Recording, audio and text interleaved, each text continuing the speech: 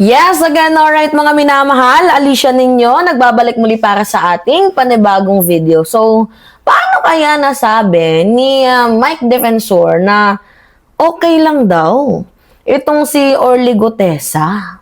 Meron daw siyang balita kay Orly Gutesa. Like, paano? 'Di ba? Paano nangyari 'yon? Paano ka nagkaroon ng update? 'Di ba hindi nga nagpapakita itong si Orly Gutesa? But before that, mga minamahal, bago natin pag-usapan yan, eto, sige, nalulukahan lang ako dito sa ginagawa nila Jassy Egan. Isingit ko lang muna sa inyo, mga minamahal. Nakikita nyo to? Signature campaign. Nakikita nyo yan? Yan. Talagang parang nagmamakaawa na sila, Tay, kami naman. Signature campaign. So, hanggang ano lang pala, hanggang January 26, January 20, kahapon to January 27 na ngayon wala pa din kayong nakuha, sa Valladolid Public Market, sa Palupaan, sa Bago City. Nag-ikot sila sa Negros Occidental pala. Nag-ikot pala sila. Ang dami nyo nang inikot, di pa din buo yung 500,000 signature campaign ninyo na pati bata, dinadamay ninyo,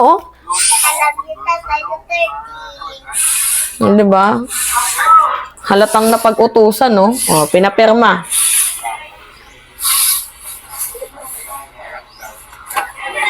Diba? Anong alam niya, Anong alam ng mga bata sa signature campaign na yan? Diba dapat yung bata, pinoprotektahan yan. Kasi mga minamahal, wala pang buwang yung bata Anong alam niya yan dyan? Naglalaro pa yan. Oo, dapat sana, nag-ABC, nagpa-puzzle-puzzle, sa school activities. Hindi nyo ini-involve sa politika, ba't dinadamay ninyo? Ang lakas naman ng mga amats nito. Etong talaga yung nag-uutos sa kanila, si Leo, si Leo RY, pati si Big Mama, ang kikitid ng utak ninyo.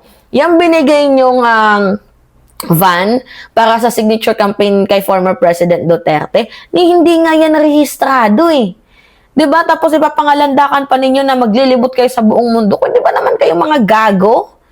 Diba? At saka makikita naman ninyo, pati bata, dinadamay na nila kahit nga si Holy Father tingnan ninyo. Tingnan ninyo. Magkano binayad nyo dito? Big Mama. Sige nga. Kay Holy Father. Kala ninyo, hindi namin alam yan, Wag kami. Wag kami. Hindi kami tanga. Mga minamahal. Alright, sige. Balik tayo. Eto. Pakinggan nyo lagay ng whistleblower na si Orly Gutesa, okay naman. Okay ba or baka pinategi na ninyo? Tanong lang. Sir, meron po ba kayong ugnayan kay Orly Gutesa? Hanggang ngayon po hindi po ito nagpaparamdam sa Senado. Ang huling narinig ko, DJ Chacha, recently lang, about 2-3 days ago, mukhang maayos naman, wala naman problema sa ngayon. Ang katunayan, wala naman akong direkta sa kanyang kaugnayan. Ang nangyari, nire-relay lang sa akin. Sino yung nagre-relay? Sige nga. Hindi nga yan nagpakita sa DOJ. Wala nang paramdam yan Tapos sasabihin ninyo, credible witness. Alam pa paano may kasama rin siyang retired na nakakapag-relay. So as of now, okay naman daw. Wala namang problema. Okay naman daw. Paano kami maniniwala? Daw. Diba? Hindi naman pala galing sa'yo pero binalita mo. Pero yung punto dito, okay. The way na binalita mo, paano ka nakakuha ng info? Sasabihin mo, galing sa may kasamahan siya. Yung kasamahan niya, reliable ba? Pero sa tingin ko, itong si Orly Gutesa, wala na. Pinategi na yan. Mga minamahal. Yun naman din ang gusto lang naman natin Doon naman sa kanyang testimony, hindi ko alam kung anong gagamitin nila. Kasi may mga nagsasabi, gagamitin daw nila yon. Yung iba naman, sabi, hindi na daw nila gagamitin. So, sa akin, again, alam mo, inuulit ko, ito lang naman yung taong hindi nakinabang sa lahat ng pinag-uusapan. May contractor, may congressman, may DPWH. Hindi siya nakinabang, pero nakinabang siya sa pera na binigay ninyo di umano. Kasi nagsinungaling. Diba? Ano ba namang... Sige nga, paano mapapatunayan ni Orly Gutesa na totoo ang kanyang sinabi? Hindi nga siya pumunta sa DOJ nung pinapatawag siya. Mas alam pa nga ni Marcoleta yung nilalaman ng ng affidavit ni Gutesa kaysa mismo sa mismong nagsabi, diba? image. Eh, ito, nag-deliver ng pera, bakit hindi nila gamitin yung testimonya? Nag-deliver ng pera? Ano, paano nga siya nag-deliver? Eh, hindi nga siya kilala. Di ba? Nakakaloka. Wala nga din siyang pinakitang matibay na ebidensya na nag-deliver siya. Di ba? Puro lang hearsay.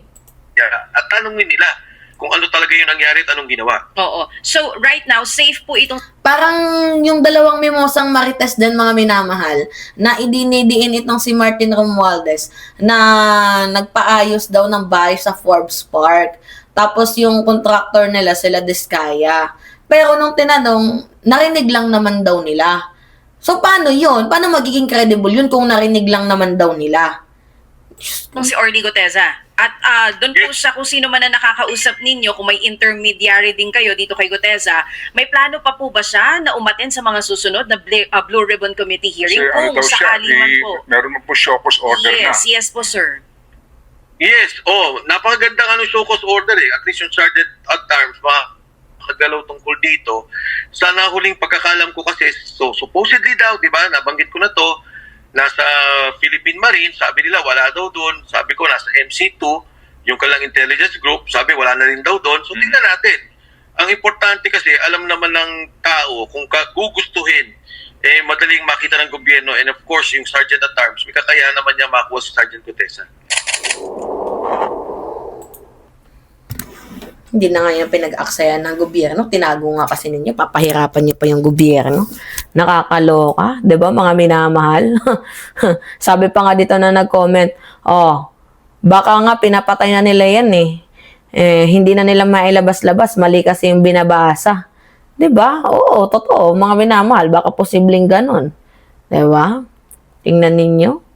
Gagawa-gawa kayo ng katarantaduhan. Hindi nyo naman pala kayang panindigan.